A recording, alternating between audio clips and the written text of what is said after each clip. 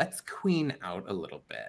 Okay. Because, or shall I say king? I guess. I don't know. Cynthia Erivo, as we've mentioned, played Jesus in Jesus Christ Superstar at the Hollywood Bowl, and baby, as Broadway babies over here, we are living. So, oh man, I want Amanda to tell us all about it. Was this not on your algorithm like all It was, weekend? and I've seen a bunch of the clips of it, but I haven't watched deep enough.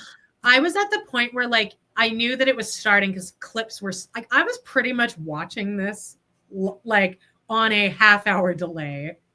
All 3 nights, Joan. All 3 nights. I actually had the shock of when there was the big reveal. So to break it down, if you guys want to hear me really big reveal of the King Herod on night 2, but we'll get into that. But if you want to hear me in a full like manic episode, go check out Browntown and Hot Topics from this past Monday, where I explained it to Jody, and I hadn't run through it in my head yet. So like my adrenaline was like up here the entire time. But Jesus Christ Superstar. No, she was doing a very good job of following along. Jesus Christ Superstar at the Hollywood Bowl. Me and Joan talked about it. We've been kind of teasing it or following it for a few months since the cast was announced. We knew it was going to be Cynthia Erivo as Jesus and Adam Lambert as Judas, which seemed like, oh, this is going to be amazing. Then other members of the cast, Raul Esparza as Pilate, who turned out to be like, there was no one I could think of on earth that I would have cast that would have been more perfect. He was great. And, I mean, really, but like, Cynthia Erivo. Right. But then even then, it's like, it almost seemed like I knew in my head it was going to be good, so it couldn't possibly be as good as I thought it was going to be. But like, when you get to it. Yeah.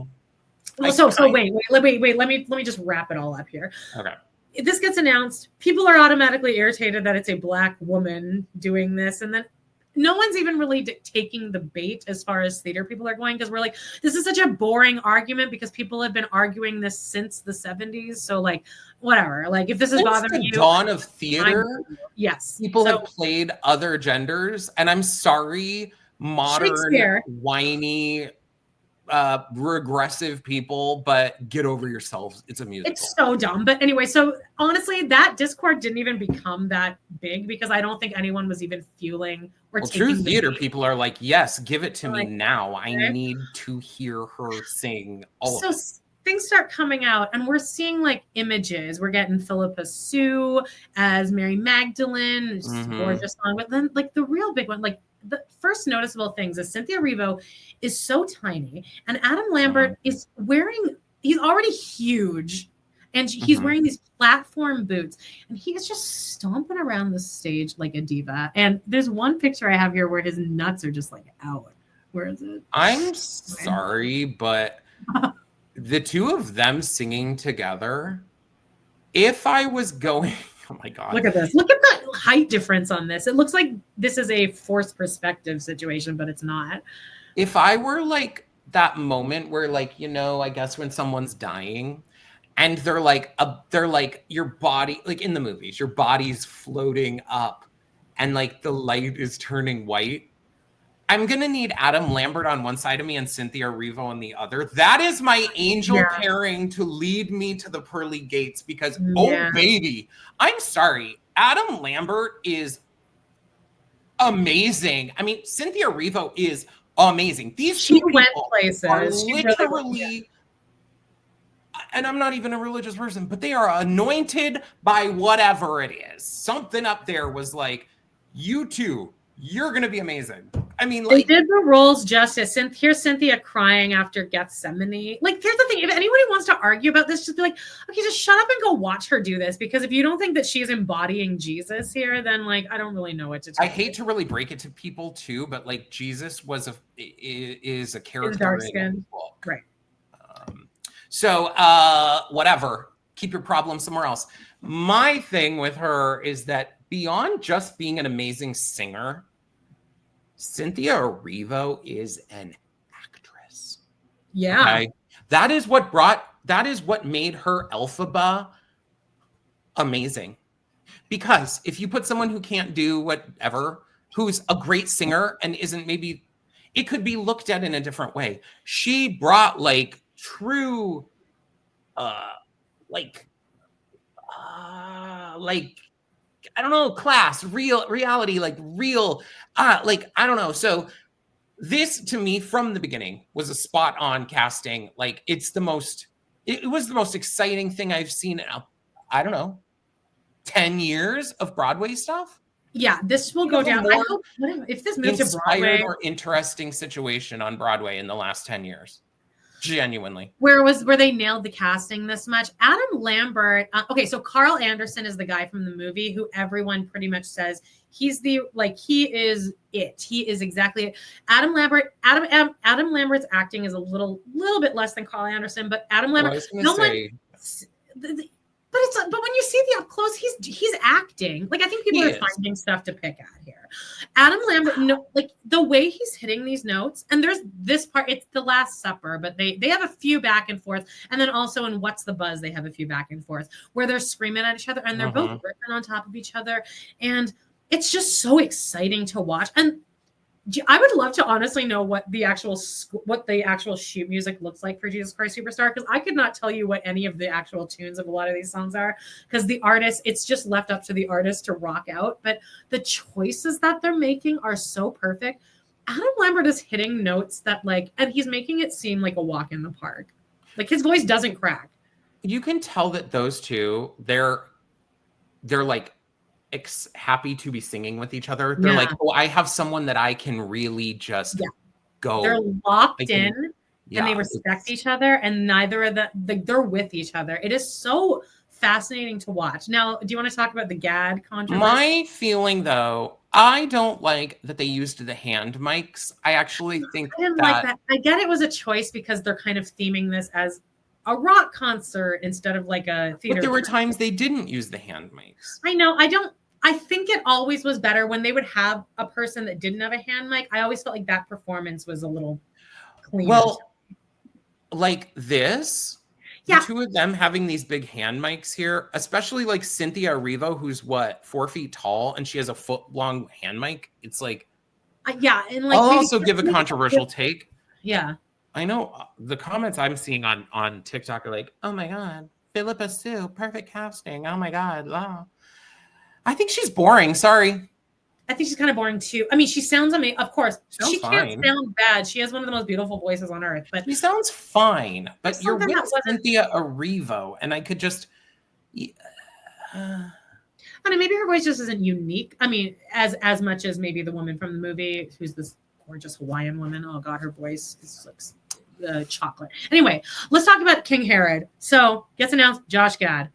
I've already told this story, but here we go. So then John Stamos gets announced as his last-minute replacement because Josh Gad comes down with COVID.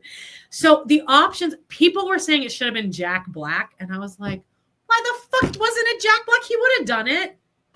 I didn't like, and I would have lost my mind. But anyway, so I didn't like Josh Gad's portrayal at all. I didn't either. But John Stamos comes out, fucks up the first line, fucks up the first couple words of the second verse. I'm pretty sure he had less than 24 hours notice. Right, but I was saying this to Jody. I don't think that's that. It's one song, and it's the King Herod song. I'm gonna also take maybe a wild guess that there were some teleprompters somewhere. Oh, here they are. I wouldn't be surprised. I wouldn't think it. Look, I mean, it's just costume's weird. I don't know why he's. I don't like that. I'll be honest. Besides Cynthia Erivo's costume, I don't like any of the costumes. Adam Lambert's I liked. I like that Adam Lambert's back had like a tie, so it looked like his hands were tied behind his back. I would agree on some of that. I just think that Cynthia Erivo's is inspired, and the rest are just so bland. Yeah, Could we have like a touch of color? Yeah, Raul Esparza's was all right. Anyway, actually, Raul Esparza. He was getting me going in the things that I saw of him. He looked. That's my favorite role. That's one of the roles in theater where if I was a man, I would like to play it. Well, this actually introduces a great idea. Maybe you could. Maybe you would. Maybe they'll do a fully gender bent version. Pilot doesn't really have to walk around that much, right? Pilot could have a limp. He could be limping around up there. Okay, so first show, Stamos goes horribly wrong, but people from the audience were saying yeah, he didn't do that great, but like when you're in that moment, you are excited to see him and everyone's rooting for him and the energy was great. So that's good. I feel bad for him and he did probably do his best. Next day, it's a big surprise. They did not really announce this, but all of a sudden, next day, the fans come down and it's a reveal that it's actually Gad. He's back wearing gold lipstick and chewing gum the whole time. And he came off as very douchey and annoying. And I hated it. Like true hatred of this. I think the character is supposed to be somewhat of that, but he really leaned way too far. I think he's still supposed to be likable. The the controversy is people are saying, okay, if you tested positive for COVID like the day before, even if you test negative the very next day like that, you're still like in this exposure phase. Now, if you have feelings about COVID and you're an anti-masker or whatever, keep your feelings to yourself and go shove it. Because I don't want you to write something in the comments. Just go shut the fuck up. How about that? But it is kind of rude at this point. You're now exposing all these people and acting. And then on top of that, he does an ad lib of a moment and he's like, don't make me give you COVID. To like you actually might be giving a lot of them COVID though. You probably did. You probably gave most of those people COVID. So I think he sucked. You might as well have just kept Stamos in it. I've never been a Gad fan, honestly. Like I just think that I think he's just a lesser Jack Black. I'd rather see Jack Black in Book of Mormon. I'd rather have Jack Black as Olaf. I'd rather have Jack Black in what else has he done? Everything. Gutenberg musical. Oh my God. Yeah. All right. Well. Oh, I have one more last thing. I have a really quick Jones moans. And now I'm moaning a blue. Perfect. Okay, I wore my Chapel Roan shirt. I don't really follow music. I used to follow musicals, but I never really follow bands. If I like a band or a singer, it's very, very rare, and I never care about them. For some reason, something about Chapel Roan. Really, I love her. I think she's perfect. I love her attitude. I love when she says controversial things. I'm on her side. There's a song called The Subway, which she has only sung live at Lollapaloozas. What are some other outdoor events? But what? Coachella. Yeah. I had heard that this was a song she'd only sang live, blah, blah, blah. But I've also subsequently heard this song 50 million times. Right, because she keeps doing it live and then a million people record it and then they put it on. It's a whole thing in the community where it's like, Chapel, please release The Subway. I'm sick of skipping to minute 3 because people would post it as like Chapel Roan podcast and then it would just be silent for a minute and then you have to skip ahead and then the song's on there. So there's all these versions out there. I've watched everyone. And everyone, if you like watch her doing it live, it's so cool because the wind is blowing and she just looks so fucking gorgeous and she's so amazing. So for the past year, she's been saying, I don't want to release a studio version. I keep trying to, and it's just not going to be as good as it is live. And I'm telling you guys, you don't want it. Every time we try it, it's not working. It's just not creating the same emotion as it's hard. We don't know how to produce it. So then it's been being teased. And people are like, please, please, Chapel. Every time she performs something, when is The Subway coming out? So she fucking does this. She puts out this music video. August 1st, it drops. I was fucking tracking this thing. I watch it. I immediately love it. I watch it 100 times. Immediately, people are coming out on Facebook with just like the song playing and being like, nah, the live version's better. Here's what I want to say. Y'all bitched and complained about it. She says you're not going to like it. You bullied her into getting into the studio, and now you're saying it's not as good as the live version. Like, I can see why she hates her fans at this point. Seriously.